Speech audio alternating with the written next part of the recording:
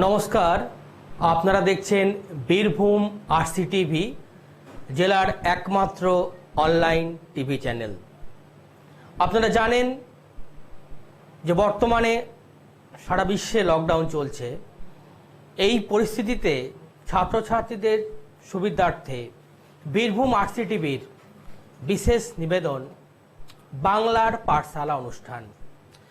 এই অনুষ্ঠানের মাধ্যমে তোমরা বাড়িতে বসেই দক্ষ শিক্ষকদের দ্বারা ক্লাসরুমের আনন্দ উপভোগ করতে পারছো এবং এই অনলাইন চ্যানেলের মাধ্যমে প্রত্যেক দিন আমরা ক্লাস নবম এবং দশম শ্রেণীর ছাত্রছাত্রীদের বিভিন্ন বিষয়ের উপর আলোকপাত করছি। আজ আমরা আলোচনা করব নবম এবং দশম শ্রেণীর জন্য বিষয় জীবন বিজ্ঞান। প্রথমে ক্লাস করাবেন বিশিষ্ট শিক্ষক শুভঙ্কর ব্যানার্জি মহাশয়।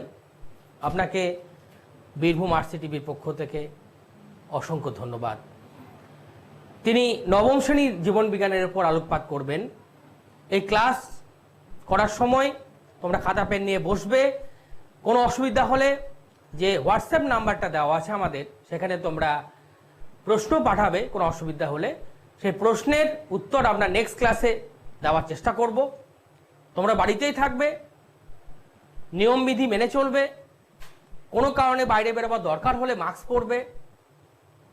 ওকে, ঠিক আছে। এখন আমরা সরাসরি চলে যাচ্ছি জীবন বিজ্ঞান ক্লাসে। নবম শ্রেণীর জীবন বিজ্ঞান ক্লাস নেবেন শিক্ষক শুভঙ্কর ব্যানার্জি মহাশয়। এরপরেই ঠিক 10:30 থেকে ক্লাস নেবেন লোকপুর উচ্চ বিদ্যালয়ের প্রাক্তন সহকারী শিক্ষক সম্মানীয় স্বপন কুমার গড়াই মহাশয়, এই ক্লাসের পরেই। এবার আমরা সরাসরি চলে যাচ্ছি অনলাইন ক্লাসরুম, বিষয় জীবন বিজ্ঞান, শিক্ষক শুভঙ্কর ব্যানার্জি।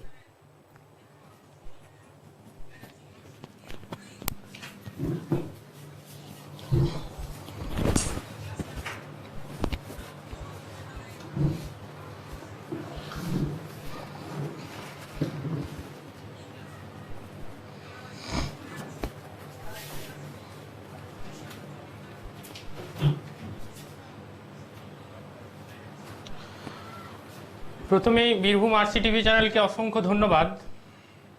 নবম এবং দশম শ্রেণীর ছাত্রছাত্রীদের কথা এইভাবে ভাবার জন্য। তো আজকে আমরা যেটা আলোচনা করব নবম শ্রেণীর জৈবনিক প্রক্রিয়া ভাবমূলের উপভাবমূল সালোক সংশ্লেষ প্রক্রিয়া সম্বন্ধে।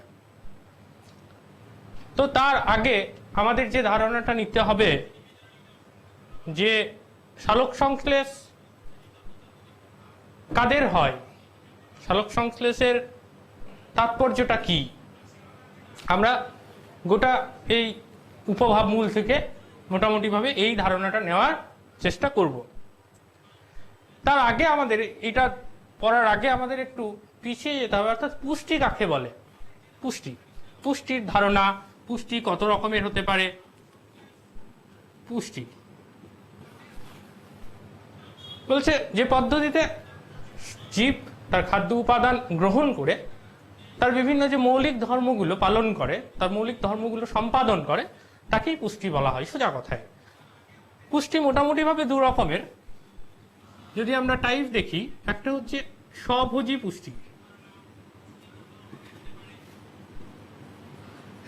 পুষ্টি, আর একটা হচ্ছে পরভোজী পুষ্টি।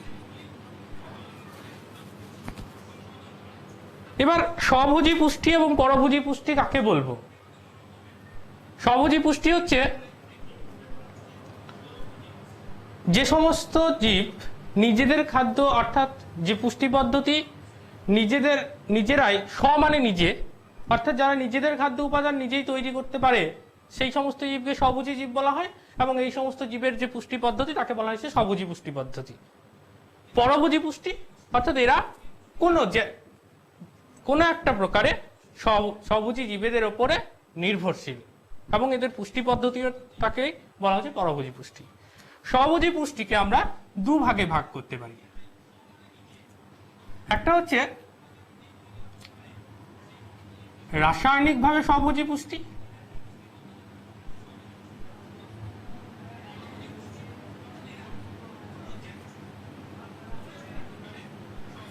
আর একটা হচ্ছে আলোক স্বভোজী পুষ্টি।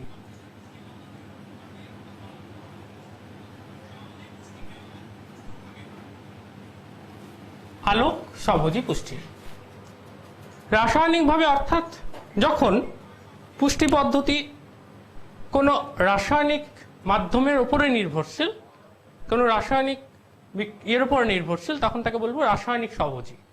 আলোক স্বভোজী অর্থাৎ এক্ষেত্রে এই সমস্ত স্বভোজী জীবেরা তারা সূর্যের আলোর উপরে নির্ভর হয়ে তারা খাদ্য উপাদান উৎপন্ন করছে, তাই একে বলা হচ্ছে আলোক স্বভোজী পুষ্টি।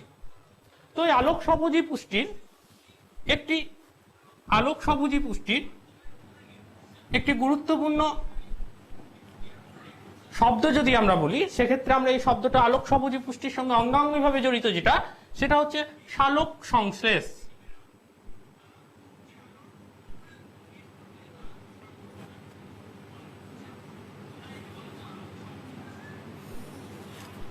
সালোক সংশ্লেষ, বা যদি আমরা এর নামটাকে বলি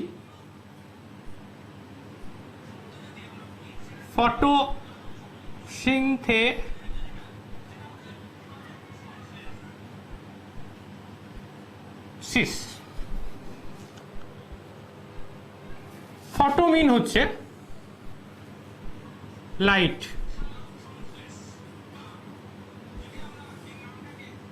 বা আলো, এবং সিনথেসিস মানে হচ্ছে টু প্রডিউস, বা তৈরি করা।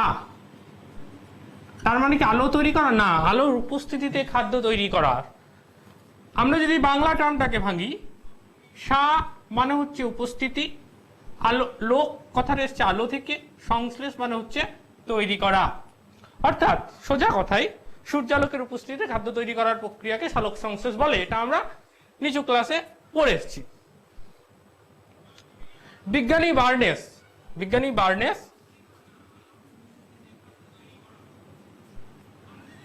1898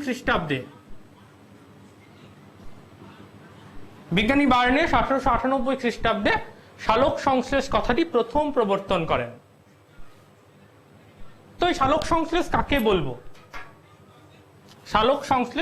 বলবো, কোথায় ঘটে, এগুলো আমাদেরকে একটু করতে হবে। সমস্ত সবুজ উদ্ভিদ কোষে, সবুজ উদ্ভিদ অর্থাৎ ক্লোরোফিল যুক্ত কোষে সালোক সংশ্লেষ প্রক্রিয়া সম্পন্ন হয়। তার আগে আমরা সালোক সংশ্লেষে যদি সংজ্ঞা জানি,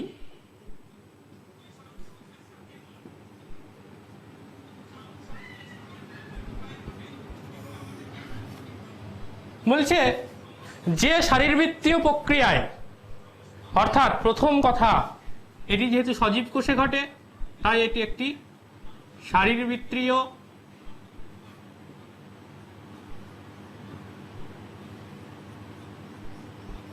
জৈব রাসায়নিক প্রক্রিয়া। কেন এটাকে জৈব রাসায়নিক বলা হচ্ছে আমি সেটাতে পরে আসছি। যে শারীরবৃত্তীয় জৈব রাসায়নিক প্রক্রিয়ায় সূর্যালোকের উপস্থিতিতে, তাহলে আমি প্রথমেই বলেছিলাম সালোক সংশ্লেষ মানে আলো, তাহলে সূর্যালোকের উপস্থিতিতে,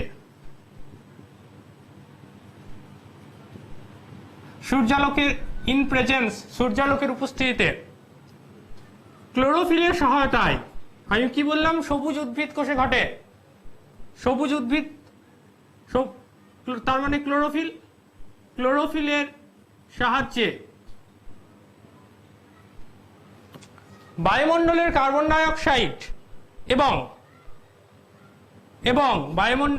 ডাই অক্সাইড এবং মাটির কৈশিক জলের রাসায়নিক বিক্রিয়ার মাধ্যমে সরল শর্করা খাদ্য হিসেবে গ্লুকোজ এবং গৃহীত কার্বন ডাই অক্সাইডের সমপরিমাণ অক্সিজেন ও জল উপজাত বস্তু হিসেবে নির্গত হয় এবং সূর্যালোকের রাসায়নিক শক্তি রূপে আবদ্ধকরণ ঘটে, তাকে বলা হচ্ছে সালোক সংশ্লেষ। আমি এতগুলো টার্ম বললাম। অর্থাৎ আমি আবার বলছি, যে শারীরবৃত্তীয় জৈব রাসায়নিক কেন বলা হচ্ছে? কারণ এটি জীবকোষে ঘটে এবং কতগুলো রাসায়নিক বিক্রিয়ার মাধ্যমে সম্পন্ন হয়, অর্থাৎ কতগুলো রাসায়নিক ধর্মের প্রয়োজন হয়। তো সেই জৈব রাসায়নিক প্রক্রিয়ার মাধ্যমে সূর্যালোকের উপস্থিতিতে ক্লোরোফিলের সহায়তায় বায়ুমণ্ডলের কার্বন ডাই অক্সাইড এবং মাটির কৈশিক জলের রাসায়নিক বিক্রিয়ার মাধ্যমে সরল শর্করা খাদ্য হিসেবে গ্লুকোজ এবং উপজাত বস্তু হিসাবে বায়ুর কার্বন ডাই অক্সাইডের সমপরিমাণ অক্সিজেন এবং জল উৎপন্ন হয়, তাকেই বলা হচ্ছে। এবং সূর্যালোকের যে রাসায়নিক শক্তির তার স্থৈতিক শক্তিরূপে আবদ্ধকরণ ঘটে, তাকেই বলা হচ্ছে সালোক সংশ্লেষ। আমি সালোক সংশ্লেষের রাসায়নিক বিক্রিয়ায় যদি যাই,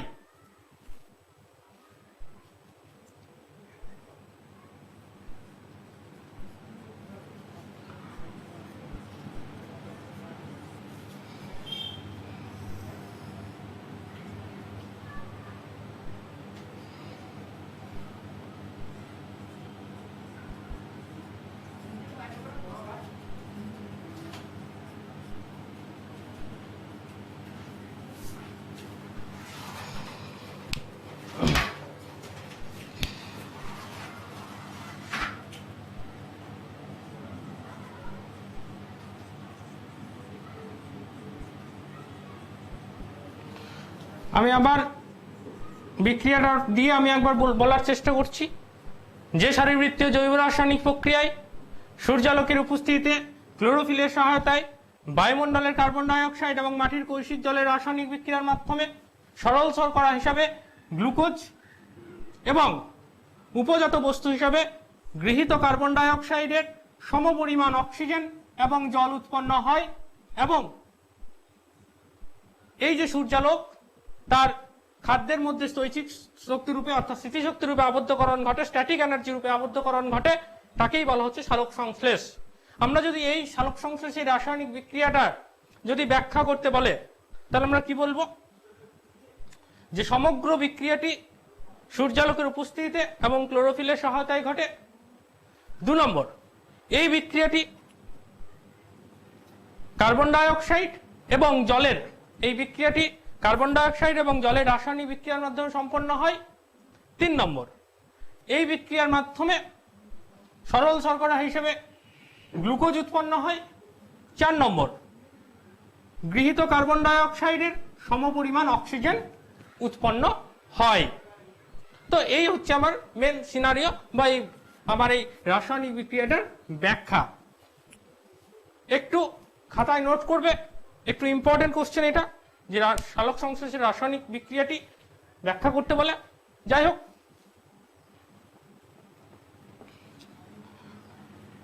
আমরা যদি এবার আসি সালোক সংশ্লেষকে আরেকটা যেটা ছোট ছোট হিসাবে কোশ্চেন দেয়, যে সালোক সংশ্লেষ একটি উপচিতিমূলক বিপাক প্রক্রিয়া। সালোক সংশ্লেষ একটি উপচিতিমূলক বিপাক প্রক্রিয়া।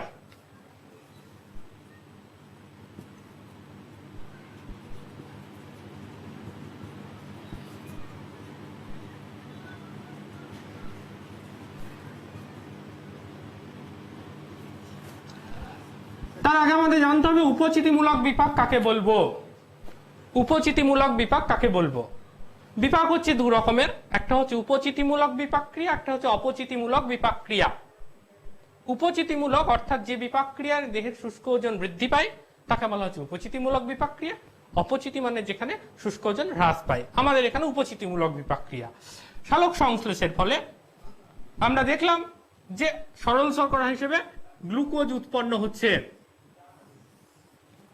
এবং 2 নম্বর, সালোক সংশ্লেষের ফলে জীবদেহের শুষ্ক ওজন বৃদ্ধি পাচ্ছে। এই দুটি কারণের জন্য সালোক সংশ্লেষ একটি উপচিতিমূলক বিপাক ক্রিয়া বলে গণ্য করা হয়। আরেকটা যেটা হয় যে সালোক সংশ্লেষ একটি জারণ বিজারণমূলক প্রক্রিয়া। সালোক সংশ্লেষ একটি জারণ বিজারণমূলক প্রক্রিয়া।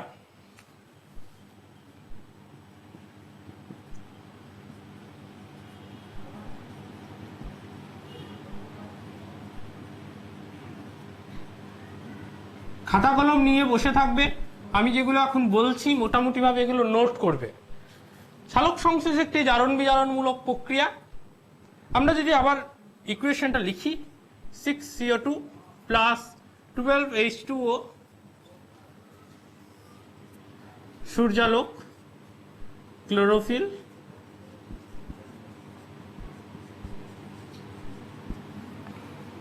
C6H12O6 plus 6O2 plus 6H2O.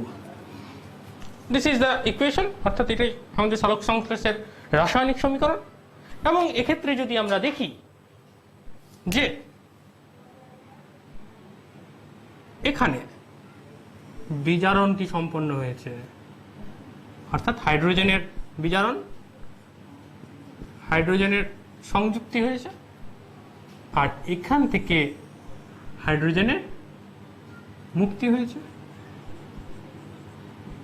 জারণ। তার মানে সালোক সংশ্লেষ একটি জারণ বিজারণমূলক প্রক্রিয়া। আমরা এই ইকুয়েশনটা থেকে আমরা ব্যাখ্যা করতে পারি। এবার আমরা চলে আসি যে এই যে সালোক সংশ্লেষ মূলত কোথায় কোথায় ঘটে। আমি প্রথমেই শুরু করার সময়েই বললাম সালোক সংশ্লেষ মূলত সমস্ত সবুজ উদ্ভিদ কোষে সম্পন্ন হয়। সবুজ উদ্ভিদ কোষ, সবুজ উদ্ভিদ কোষ মানে সমস্ত ক্লোরোফিল যুক্ত কোষে। সালোক সংশ্লেষ সমস্ত ক্লোরোফিল যুক্ত কোষে সম্পন্ন হয়, সবুজ উদ্ভিদ কোষে। অর্থাৎ সালোক সংশ্লেষের মূল কেন্দ্র, আমরা সবুজ কেন্দ্র বলে আমরা যেটা জানি সেটা হচ্ছে পাতা। সমস্ত সব ক্ষেত্রেই পাতাতে সম্পন্ন হয়, ম্যাক্সিমাম উদ্ভিদের ক্ষেত্রে, বেশিরভাগ উদ্ভিদের ক্ষেত্রে সালোক সংশ্লেষ পাতাতে সম্পন্ন হয়। এছাড়া কিছু উদ্ভিদের কাণ্ডে সম্পন্ন হয়, যেমন আমরা ফণী বনসা, ক্যাকটাস জাতীয় উদ্ভিদগুলোর যদি দেখি তাহলে ওদের ক্ষেত্রে রসালো কাণ্ডে সম্পন্ন হয়। উদ্ভিদের মূলে সালোক সংশ্লেষ সম্পন্ন হয় না, কিন্তু ব্যতিক্রম অর্কিডের মূল, গুলঞ্চের মূল, এগুলোতে, পটলের মূল, এগুলোতে আমি ব্যতিক্রমগুলো লিখছি।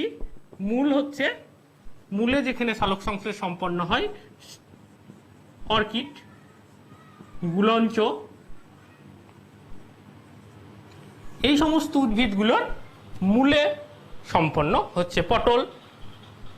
কিছু প্রাণীর ক্ষেত্রেও সালোক সংশ্লেষ সম্পন্ন হয়। কিছু প্রাণী যেমন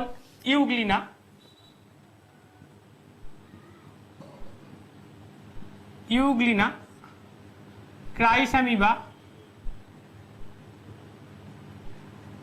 এই সমস্ত প্রাণীর ক্ষেত্রে কিন্তু সালোক সংশ্লেষ সম্পন্ন করতে পারে এই সমস্ত প্রাণীরা। এবার আমি যেটা বলছিলাম যে মূলত পাতাই হচ্ছে বেশিরভাগ উদ্ভিদের ক্ষেত্রে সালোক সংশ্লেষের প্রধান স্থান। তো পাতাকেই কেন সালোক সংশ্লেষের প্রধান স্থান রূপে গণ্য করা হয়, বা আমরা ছোট থেকে পড়ে আসছি গাছেদের রান্নাঘর হচ্ছে পাতা। রান্নাঘর মানে কি? উদ্ভিদ যেখানে, মানে রান্নাঘর মানে কি আমরা যেখানে খাবার তৈরি করি। তাহলে পাতার মধ্যে উদ্ভিদের খাবার তৈরি হয়, তাই পাতাকে বলা হচ্ছে গাছেদের রান্নাঘর। কিন্তু পাতায় কেন রান্নাঘর হতে গেল কাণ্ড মূল এত থাকতে? পাতার মধ্যে, অর্থাৎ এই কোশ্চেনটার যেটা উত্তর সেটা হচ্ছে 1 নম্বর, পাতা যে প্রসারণ এবং তার যে আয়তন সেটা আলোক শোষণের জন্য অনেক উপযোগী, 1 নম্বর। 2 নম্বর, পাতার মধ্যে পত্ররন্ধ্র থাকার জন্য অক্সিজেন এবং কার্বন ডাই অক্সাইডের যে চলাচল, অর্থাৎ যে কার্বন ডাই অক্সাইড, সালোক সংশ্লেষের জন্য যে কার্বন ডাই অক্সাইডের প্রয়োজন এবং যে অক্সিজেনটা বেরোচ্ছে সেটা পাতাতে কিন্তু পত্ররন্ধ্রের মাধ্যমে সম্পন্ন হয়। কারণ পত্ররন্ধ্রের মাধ্যমে বেশিরভাগ ক্ষেত্রে পাতার মধ্যে প্রচুর পত্ররন্ধ্র থাকছে। 3 নম্বর সেটা হচ্ছে সালোক সংশ্লেষের ক্ষেত্রে পাতাতে কি হচ্ছে, অনেক জলের যে বাষ্পমোচন বা জলের যে বেরিয়ে যাওয়ার ক্ষমতা সেটাও কিন্তু পাতার মাধ্যমে হয়। এই সব কারণের জন্য পাতাকে সালোক সংশ্লেষের প্রধান স্থান হিসাবে গণ্য করা হয়। এবার এই যে আমি বললাম, আমি একটা ইকুয়েশনের মাধ্যমে লিখলাম যে 6CO2 plus 12H2O chlorophyll C6H12O6 plus 6O2 plus 6H2O, এই যে অক্সিজেন নির্গত হচ্ছে, অর্থাৎ সালোক সংশ্লেষে যে অক্সিজেন নির্গমন হয়, এটা আমরা রাসায়নিক প্রক্রিয়ার মাধ্যমে দেখলাম। কিন্তু এটি প্রথম পরীক্ষামূলকভাবে প্রমাণ করলেন বিজ্ঞানী প্রিস্টলে। তিনি কি করেন, তিনি একটি বেল জারের পরীক্ষার মাধ্যমে প্রথম প্রমাণ করলেন বিজ্ঞানী প্রিস্টলে যে সালোক সংশ্লেষের ফলেই উদ্ভিদের অক্সিজেন নির্গমন ঘটে। তিনি একটি বেল জারের মধ্যে একটা মোমবাতি রেখে দিলেন, দেখলেন যে বেলজারের চারিদিকে বায়ু নিরুদ্ধ করে দিলেন এবং দেখলেন যে বেলজারটার মধ্যে ওই মোমবাতিটা যেটা ছিল সেটা কিছুক্ষণ পর বন্ধ হয়ে গেল। এবং তারপরে তিনি একটা গাছকে ওই বেলজারের মধ্যে রেখে ওই মোমবাতিটাকে জ্বালালেন, দেখলেন মোমবাতিটা কিন্তু তখন যে সময়ে বন্ধ হওয়ার কথা ছিল তারও অনেকক্ষণ জ্বলতে লাগলো। তাহলে তার একটা কোথাও সোর্স পেয়েছে। আমরা জানি অক্সিজেন আগুন জ্বলতে সাহায্য করে। তাহলে তখন বিজ্ঞানী প্রিস্টলে বললেন যে প্রথম ক্ষেত্রে শুধুমাত্র কার্বন ডাই অক্সাইড উৎপন্ন হয়েছিল দহনের ফলে, মোমবাতির দহনের ফলে, কিন্তু এক্ষেত্রে অক্সিজেন উৎপন্ন হয়েছে গাছের সালোক সংশ্লেষের ফলে এবং যেটি ওই মোমবাতিটাকে জ্বলতে সাহায্য করছে। তো এই যে গাছের সালোক সংশ্লেষের ফলে অক্সিজেন উৎপন্ন হয় সেটি বিজ্ঞানী প্রিস্টলে প্রথম প্রমাণ করেন। এবার আমরা চলে আসি সালোক সংশ্লেষের উপাদান। আমি প্রথমে লেখার সময় বললাম সালোক সংশ্লেষের প্রথম হচ্ছে সূর্যালোক,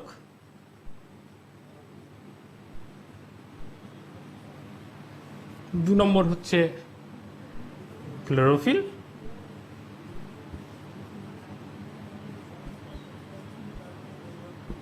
তিন নম্বর হচ্ছে জল এবং চার নম্বর হচ্ছে কার্বন ডাই অক্সাইড।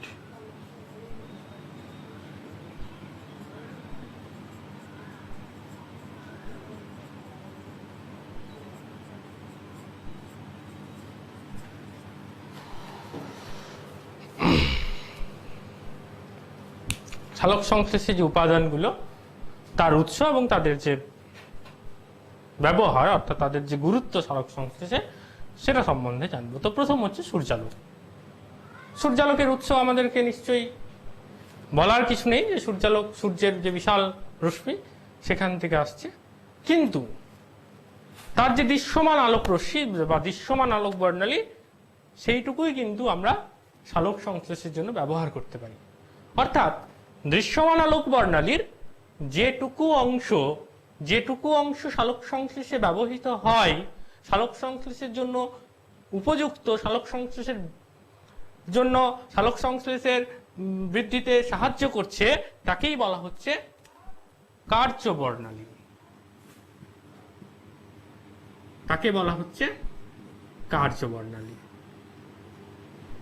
অর্থাৎ সালোক সংশ্লেষের সূর্যালোকের দৃশ্যমান আলোক রশ্মির যে অংশটুকু, যেমন লাল বর্ণ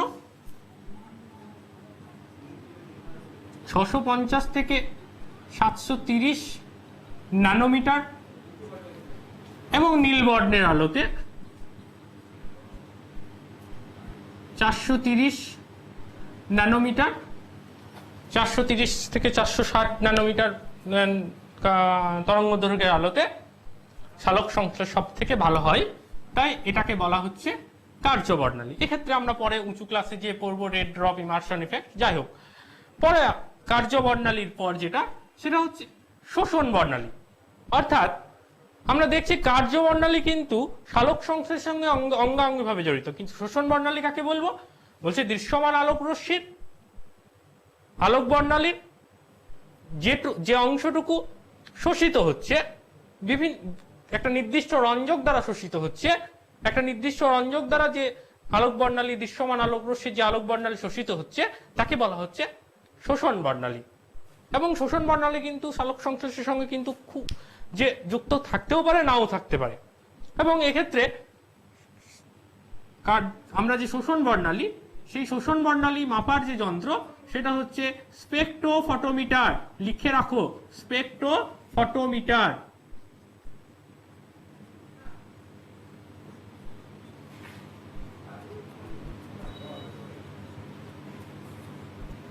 স্পেকট্রোফটোমিটার যন্ত্রের সাহায্যে শোষণ বর্ণালীকে দেখা হয় বা মাপা হয়।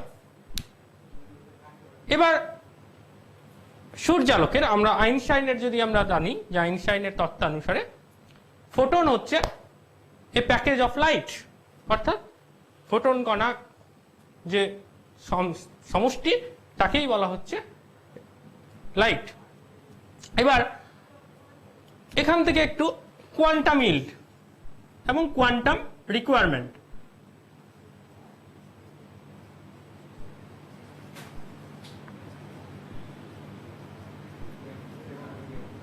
কোয়ান্টাম রিকোয়ারমেন্ট হচ্ছে বলছে এখনো অক্সিজেন উৎপাদনের জন্য যতগুলো ফোটনের দরকার, আমরা দেখলাম যে অক্সিজেন তৈরির জন্য যতগুলো ফোটনের দরকার তাকে বলা হচ্ছে কোয়ান্টাম রিকোয়ারমেন্ট, এবং সালোক সংশ্লেষে উৎপন্ন অক্সিজেনের জন্য উৎপাদনের জন্য যে পরিমাণ ফোটন প্রয়োজন হয় তাকে বলা হচ্ছে কোয়ান্টাম ইল্ড। এবার আমরা চলে আসি ক্লোরোফিল।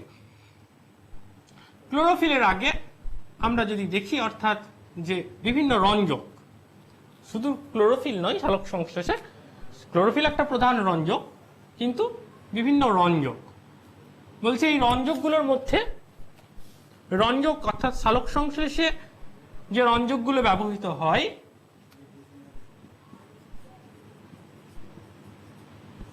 তাকে আমরা দুভাবে ভাগ করতে পারি। একটা হচ্ছে জৈব দ্রাবকে দ্রাব্য, আর একটা হচ্ছে জলে দ্রাব্য। জৈব দ্রাবকে যেগুলো দ্রাব্য, যে সমস্ত রঞ্জক, তার মধ্যে পড়ছে ক্লোরোফিল,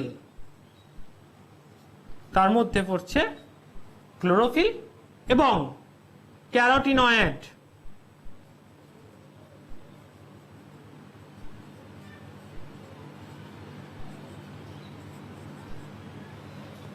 জলে দ্রাব্য যেটা, সেটা হচ্ছে ফাইকোবিলিন।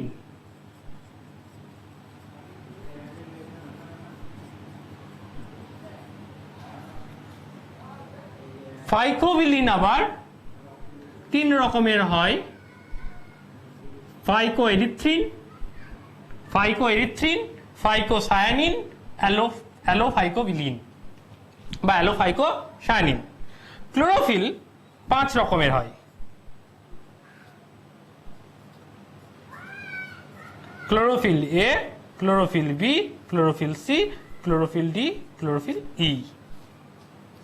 এর মধ্যে ক্লোরোফিল এ এবং ক্লোরোফিল বি বেশি গুরুত্বপূর্ণ, যদিও ক্লোরোফিল এ কিন্তু অনেক বেশি, অর্থাৎ ক্লোরোফিল এ কে বলা হচ্ছে স্বয়ংসম্পূর্ণ ক্লোরোফিল। এ সরাসরি সালোক সংশ্লেষ প্রক্রিয়ায় অংশ নিতে পারে, কিন্তু ক্লোরোফিল বি এবং ক্লোরোফিল সি ডি ই এরা কিন্তু সরাসরি সালোক সংশ্লেষ প্রক্রিয়ায় অংশ নিতে পারে না। কেন? কারণ এদেরকে এ সেন্টারে অর্থাৎ এ ক্লোরোফিলের সাহায্য নিতে হয়। তো আমরা যদি ক্লোরোফিল এ এবং ক্লোরোফিল বি এর যদি আমরা পার্থক্যটা দেখার চেষ্টা করি, মোটামুটি দুটো পার্থক্য। ক্লোরোফিল এর ক্ষেত্রে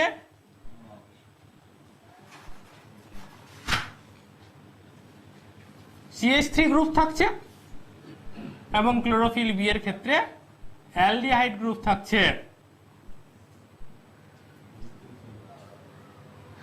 এবার আমরা যদি ক্লোরোফিল এ আমরা বললাম যে প্রধান রঞ্জক, এরা হচ্ছে সাহায্যকারী রঞ্জক, এই দুটো হচ্ছে পার্থক্য। অর্থাৎ ক্লোরোফিল এর সঙ্গে ক্লোরোফিল বি এর পার্থক্য হচ্ছে এই শুধুমাত্র এদের গঠনটাও একই, শুধুমাত্র এই মূলকের পার্থক্যটাতে ওদের রাসায়নিক সংকেতের পার্থক্য হয়েছে। এবার আমরা যদি রঞ্জকের পর চলে আসি, সেটা হচ্ছে কার্বন ডাই অক্সাইড।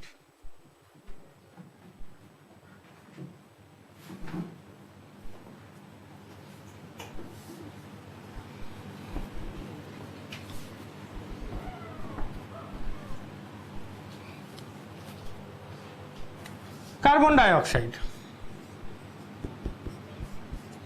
অক্সাইড বায়ুমণ্ডলের কার্বন ডাই অক্সাইড হচ্ছে সালোক সংশ্লেষের প্রধান উৎস, এবং বায়ুমণ্ডলের কার্বন ডাই অক্সাইড যে 0.03% কার্বন ডাই অক্সাইড রয়েছে, সেখান থেকেই উদ্ভিদ কার্বন ডাই অক্সাইড নেয়। কিছু যারা জলজ উদ্ভিদ তারা ভেলামিনের সাহায্যে সালোক সংশ্লেষ কার্বন ডাই অক্সাইডটা নেয়। এবং জল, এরা হচ্ছে জলজ উদ্ভিদের ক্ষেত্রে ওরা জল থেকে জলটা নিচ্ছে, এবং যারা স্থলজ উদ্ভিদ তারা মাটির যে ক্যাপিলারি ওয়াটার বা কৈশিক জল সেখান থেকে এরা জলটাকে নেয়। এবার আমরা যদি সালোক সংশ্লেষে এদের ভূমিকাগুলো দেখি, যে সূর্যালোকের ভূমিকাটা কি? সূর্যালোক ক্লোরোফিলকে সক্রিয় করছে। ক্লোরোফিলের যে সমস্ত অর্থাৎ যে সমস্ত আমরা ভাগগুলো দেখলাম, প্রত্যেকটারই কাজ হচ্ছে তাদের যে রঞ্জক তন্ত্র সেটাকে উদ্দীপিত করা, অর্থাৎ রঞ্জক তন্ত্র উদ্দীপিত হওয়ার মাধ্যমে ক্লোরোফিলের যে সমস্ত বিক্রিয়াগুলো আছে সেগুলোকে, এবং ফল ফুলের বর্ণ গঠনে সাহায্য করা। কার্বন ডাই অক্সাইড কি করছে?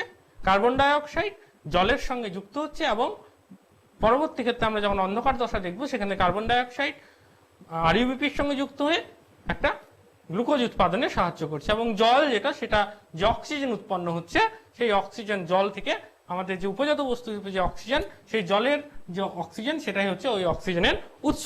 তো যাই হোক, আমরা এগুলো সালোক সংশ্লেষের বিভিন্ন উপাদান এবং তাদের সালোক সংশ্লেষের ভূমিকা সেটা সম্বন্ধে আমরা আলোকপাত করলাম। এবার হচ্ছে সালোক সংশ্লেষের যে পদ্ধতি। সালোক সংশ্লেষের পদ্ধতির মধ্যে পড়ছে আমরা সালোক সংশ্লেষের প্রথম পদ্ধতি, সেটা সালোক সংশ্লেষ দুভাবে সম্পন্ন হয়। একটা হচ্ছে দিনের বেলায়, যেটা আলোক দশা হিসেবে পরিচিত, আর একটা হচ্ছে রাত্রি বেলায়, যেটা দিবানিরপেক্ষ দশা বা অন্ধকার দশা নামে পরিচিত।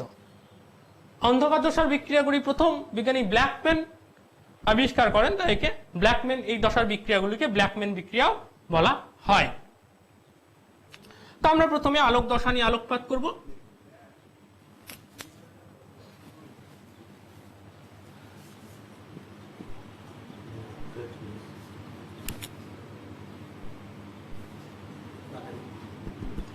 আলোক দশা নিয়ে করব। প্রথম হচ্ছে কোথায় ঘটে আলোক দশা? ক্লোরোপ্লাস্টের গ্রানাতে সম্পন্ন হয়। ক্লোরোপ্লাস্টের গ্রানাতে সম্পন্ন হয়। তো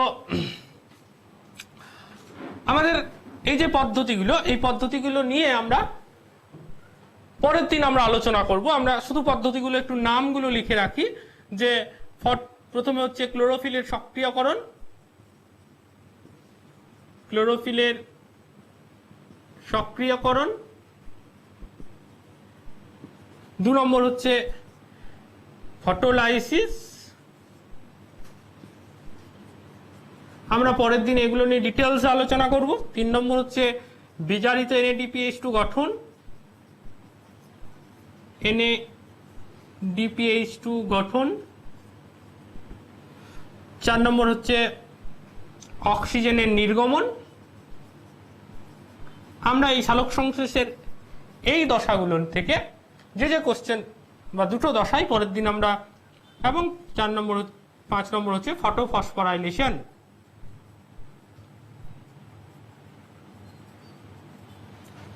এই যে 4টে বা 5টা বিক্রিয়া, সেগুলো আমরা পরের ক্লাসে আলোচনা করব, সাথে অন্ধকার দশাও আলোচনা করব।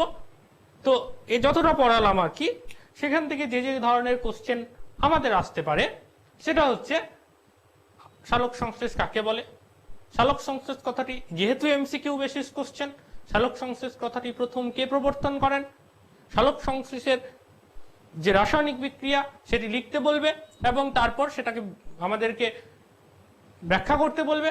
রাসায়নিক বিক্রিয়া হওয়ার পর কেন সালোক সংশ্লেষকে উপচিতি বিপাক প্রক্রিয়া বলা হয়, why সালোক সংশ্লেষ is termed is and anabolic।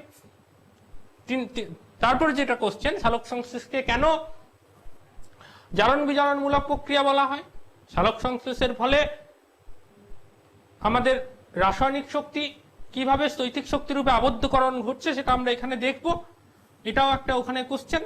এবং যেটা আরো কোশ্চেন হয় সেটা হচ্ছে সালোক সংশ্লেষে কেন পাতাকে আদর্শ স্থান রূপে গণ্য করা হয়, সালোক সংশ্লেষের বিভিন্ন উপাদানগুলো, সূর্যালোক, ক্লোরোফিল, জল, কার্বন ডাই অক্সাইড, এদের ভূমিকা, এদের সালোক সংশ্লেষের ভূমিকা, এদের উৎস সালোক কোথা থেকে আমরা পাচ্ছি, এবং এই যে একটু যারা হায়ার লেভেলের, অর্থাৎ যারা একটু তোমরা পড়াশোনাটা এগিয়ে রাখতে চাও, তাদের জন্য বলছি কোয়ান্টাম রিকোয়ারমেন্ট, কোয়ান্টাম ইল্ড, আলোক বর্ণালী, শোষণ বর্ণালী। শোষণ বর্ণালী কোন যন্ত্রের সাহায্যে মাপা হয়? স্পেকট্রোফটোমিটার যন্ত্রের সাহায্যে শোষণ বর্ণালী মাপা হয়। এই কোশ্চেনগুলো, এবং ক্লোরোফিলের যে কেন এই ক্লোরোফিল এ প্রধান মুখ্য রঞ্জক, ক্লোরোফিল বি, সি, ডি, ই এদেরকে সাহায্যকারী রঞ্জক বলা হচ্ছে, এই ধরনের কোশ্চেনগুলো আমরা মোটামুটি ভাবে একটু দেখব। যদি তোমাদের এর পরের কোথাও, অর্থাৎ পরে কোথাও এই যতটুকু পড়ালাম সেটুকু তার হোয়াটসঅ্যাপ নাম্বার দেওয়া আছে, সেই হোয়াটসঅ্যাপ নাম্বারে কোশ্চেন করো। এইটুকুই মোটামুটি এই কোশ্চেন, এই যতটুকু আমি পড়ালাম সালোক সংশ্লেষ থেকে, এখান থেকে এইটুকু কোশ্চেনই হয়। নমস্কার।